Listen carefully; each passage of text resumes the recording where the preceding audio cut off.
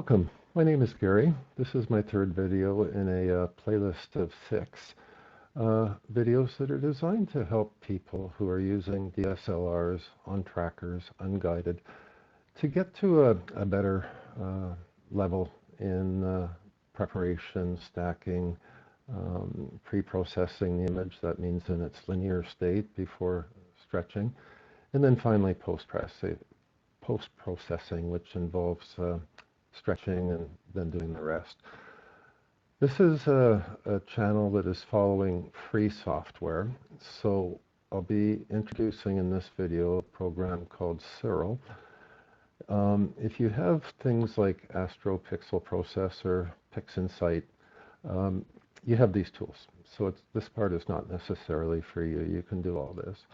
You may be interested in coming back for the 6th video in the series, which is going to be devoted to using GIMP, StarNet++, and NIC collection tools to change a stack that looks like this into a stack that looks like this using color contrasting methods, so no actual color changing. And it's kind of a cool process. You might be interested in that one. So we're going to talk in this video just about the Siril interface, because I believe everybody who does not have the advanced software needs this. Regardless of how you stack, you end up having to, most people just take a stack and give it a stretch to see what's there. And you've missed some important stages that should happen while the stack is still in a linear state. To my knowledge, Siril is the only free program that provides these tools. It also has utilities to do stretching, a couple of different ways. We'll get into that. And the more I learn about Siril, the more reasons I find to stack in it too. So we're going to walk today right through the interface just to make you familiar with how things work. And we can use scripting to do a lot of it, but I'm going to stop some of those scripts a little bit short so that we can make changes along the way, which are very beneficial.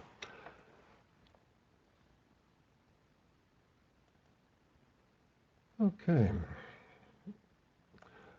So the first thing when you're preparing for Siril, obviously, is to acquire it.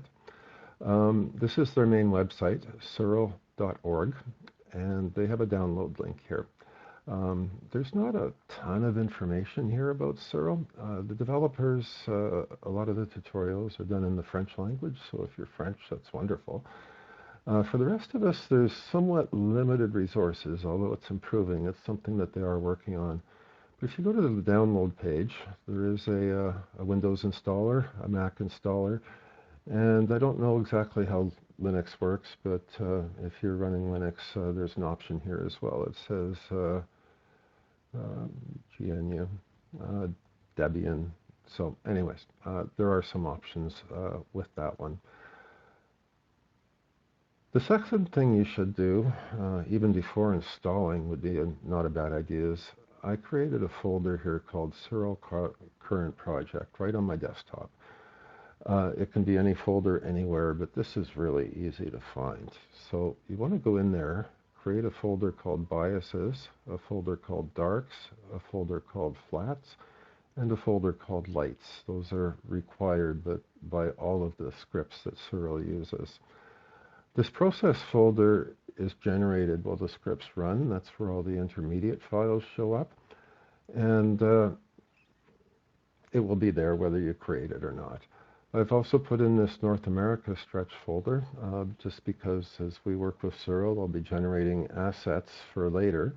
I'll collect them there, do all the work there, and then ultimately I can drag it off to somewhere else and then start a brand new project with the same Siril working directories. One other thing, and we'll talk about this more with scripting, I used a previously stacked bias file. And I use a previously pre-processed and stacked flat file. We talked about calibration files in the preceding video in this series, but I just have one of those in those files, and then I've written scripts that can make use of them. But what I have here is a folder called cameras and different ISOs. So let's go into the 800 set. Okay, there's my bias. There's the frames it's made from. I've got the serial master in there and a DSS master in here. So if I want to change ISO, ultimately if I get a different camera, change cameras, I can use this directory structure to get that file and put it in the biases folder. And similarly with flats, same thing. So that camera folder is optional, but I have it there just to keep the ancillary files handy. Now, this whole process is taking some time, a couple of hours of YouTube videos to get through my whole thing. But what I'm trying to design is a workflow where you can come home with a bunch of new lights. You're already set up. Your biases are already done. Your flats are already done. So you just drag a bunch of lights into this folder, and optionally darks if you take them into the darks folder. You can come home and within 10 minutes be stacked. The next video will be about pre-processing, what you do before you stretch. That might take 5 or 10 minutes. So in less than half an hour, you've got a stacked, pre-processed image. And then from there, it's whatever you do. I'm going to offer some really kind of cool tips for doing things with different kinds of images. But it's your thing after that. What I'm trying to do is get people to a point where they have the highest likelihood of total success in this process. So let's go over to Siril. Siril has a little bit of a different interface. It runs in the background. You can't close this window, it'll shut it down. But this is the visible interface, if you will. And there's quite a few different parts to this. If you're going to do the whole stacking system manually, the first thing you need to do is convert your camera raw files into FIT files. Siril works with FIT files because they're the most accurate possible format. Each file becomes 3 layers, red, green, and blue, separate from each other. You get 3 grayscale images, and then they provide you with a synthetic color window, but it's not really an image. They just give you a window to look at the color version. So you need to convert your files, and the first thing you should do is just try to open. Here's my lights folder. This is the set of images we'll be working with. First thing to do is just open one and make sure that whatever format your camera works with also works with Siril. They cover most of everything, but there's always new cameras and new differences in the file formats. So that's first thing, is just to make sure that it is capable of reading your files. So anyways, in this manual process, the first thing you do is convert all your lights. There's ways to add them. You just add them into that. Go through, set up the conversion options. Then you turn that set of lights into a sequence, and then you do pre-processing on them based on choices you make. Then you can register them, and then after registration you get a plot of the quality of the images, and finally you can stack. There's also a console window here that tells you everything that Siril is doing in real time. Now, there's also scripting in Siril which automates all this. If you do it the manual way, you can load up images from anywhere on your hard drive or even directly from your memory card. But scripting makes things a whole lot easier. These are the ones built into Siril, and then a couple came here too in a different folder. There's 2 panels here. So they've got stuff for mono pre-processing. They've got a procedure for extracting hydrogen alpha from filtered images. There's another one here that generates 2 images based on hydrogen alpha and oxygen 3 if you have a dual bandpass filter on your camera. OSC preprocessing. This means one-shot color. For DSL users, you want something with OSC at the beginning of it. And then they have OSC preprocessing with Drizzle. Now, one thing about 32-bit FIT files is that they're big. When I convert one of my 25 megabyte raw files into a FIT file, it turns into something like 50 megabytes. Now, if you use Drizzle, you are going to quadruple those file sizes. So all of a sudden, each file that Siril generates will be close to 200 megabytes in size, and in this whole thing, it generates hundreds. So it's not something I would do. The only way I would do it is if I was doing planetary and ran something through PIPP first, which is cropped it, and then you could come over here and use Siril to stack those images and apply Drizzle to increase the size of your target. But I would never do it with full-size DSLR frames. So anyways, with scripting, OSC preprocessing is the most basic script. For that one, excuse me, for that one, you need a set of biases, you need a set of flats, you need a set of darks, and you need a set of lights. You need everything. And it will properly take those files and pre-process them. First, it will convert them all. It'll convert your flats into FIT files.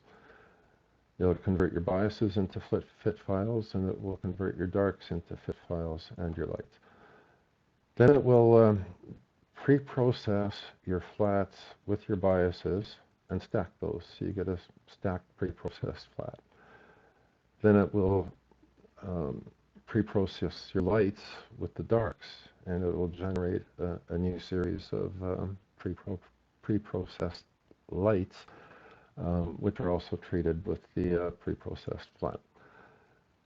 So each of these stages generates more files. There's a lot of files, and I'm just saying that for this pre-processing file, you'll need to run that or one of my custom scripts at least once to get your master stack flat and master stack bias. But if you're like me, you can save and reuse those two files. So after you run one of these scripts once, you'll find them in that process folder. You can save them off into a camera folder or something similar, and then reuse them in the future without having to do all the reprocessing of these things.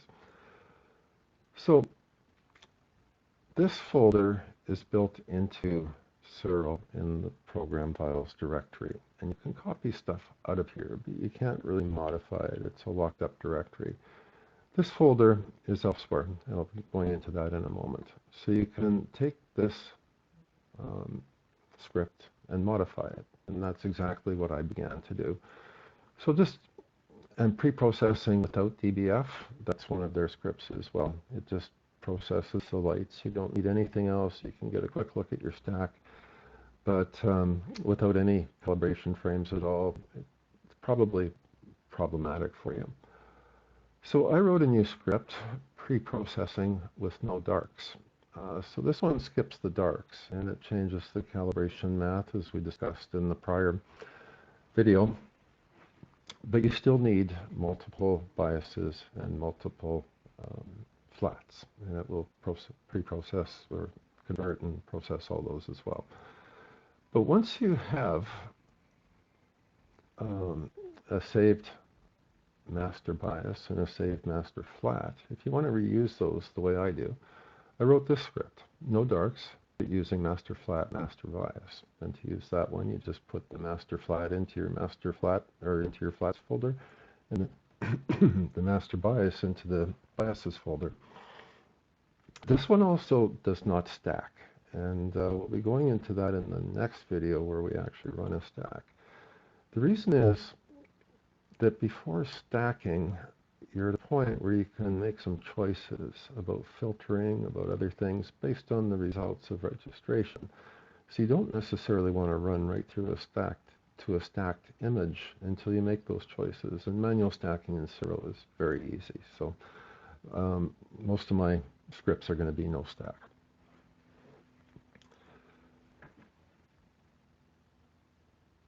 Okay, I also made one now if you're the type of person that um, takes darks every time, but you still want to use a master flat and master bias. This one, it's new darks, master flat, master bias, no stack. So if you have new darks and you have to have new darks or a set of dark images, the script will fail if it doesn't find them. You can use this one. It'll process your darks, your lights, and use your master flat and master bias to do the rest. And again, it will not stack. So that's kind of a summary of them. We'll be actually using some of these in the next run. Um, this is one that I just learned about yesterday. Like I say, the more I learn about Siril, the more I kind of prefer using it. But this per sub background extraction, after you've got your pre-processed lights, but not yet registered, you can run this one. And if you have gradients from light pollution or from moon glow or something else, maybe a street light just below your field of view, and if the background extraction function isn't working on a normal stack too well, you can actually run this and it'll do a gentle background extraction on every sub before you stack. And I don't have any sets of images like that, so I haven't really been able to try it. But some of you might be in a position to try that and let me know, because I think that could offer some valuable stuff for people if you can flatten out those gradients before you even stack. Um, and then color calibration later can basically get rid of the light pollution altogether, even if the subs turn out gray. So, like I say, there's options. So you're probably wondering, where are these scripts? Um, right here, there's a button that gives you more stuff. You can look at detailed image information, noise estimation, all kinds of stuff. But we're going to go to preferences, and right here is something called scripts. So I am going to, this is the one with the built-in scripts. I'm just going to go Control C and copy that. Then we can open any Windows Explorer folder, click, right-click, paste, and enter. And we're now in that folder. So this one is program files, in my case, astrophotography, Siril scripts. These are, like I say, the built-in ones. You can copy them out of there, but I haven't had any luck making changes to this directory, and that's probably a good idea. You want some integrity. So let's go back to Siril for a moment, and we will talk about the other directory, which is, in my case, I'm going to go Control C. Might as well close this now. Right-click, paste, and enter. So this one is AppData local Siril scripts, and this is fully open to me. So the majority of these scripts I created by modifying other ones.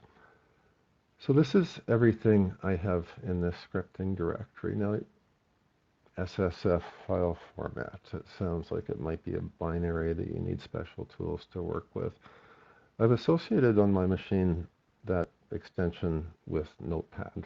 So let's look at new darks. It's a text file, very easy. So this is the script, it's that simple. Now let's open up Preprocessing, no darks, master flat, master bias. That's what I use. So here it is, and all I did is just comment out most of these lines that I no longer needed, and then I made a change to the pre-processing line to handle biases properly without any darks. And then the final command is stack, and that's what the script will do. So if I don't want to stack, all I have to do is put a pound key there, and then go File, Save As, give it a new file name. But you don't hit save at this point. In Notepad, it's going to save it as a text document. So if you want to actually keep that extension, you put a quotation mark around the file name, and then change your file name. And then that'll be like a save as with the new file name, and you'll have the correct extension there. I'm not going to do that because I've already done that and I have that script already. But it's that easy. And then same thing. Don't save. I don't want to make that change. So this one is the same script. All I did was put in that pound sign there to make the stacking command into a comment. And there's pretty good reasons for that, which will show up in the next video. Now you can download some scripts. People make contributions, and if you search for Siril in Google, you'll or actually, sorry, I forgot about this. Right in the Siril interface, oops, right here, get scripts, which will pop open a web page, and members of the community contribute scripts there. You got to be a little bit careful there. I saw one where somebody scripted the stacking and pre-processing of flat frames, but never included the command to use those in the pre-processing of the light frames. So you want to definitely have a look at those ones, but there are more scripts available there. Okay, so we've talked about getting to the point in a conceptual level of where you have a stacked image. Just trying to think if I have anything stacked right now.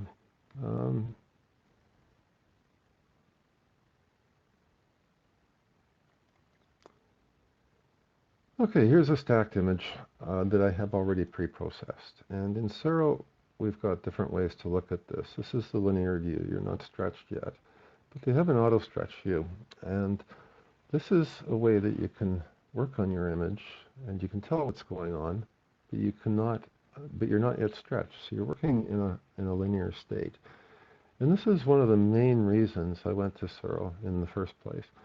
So in this case, we have a stacked image generated in Siril, and then I've done some pre-processing in it already.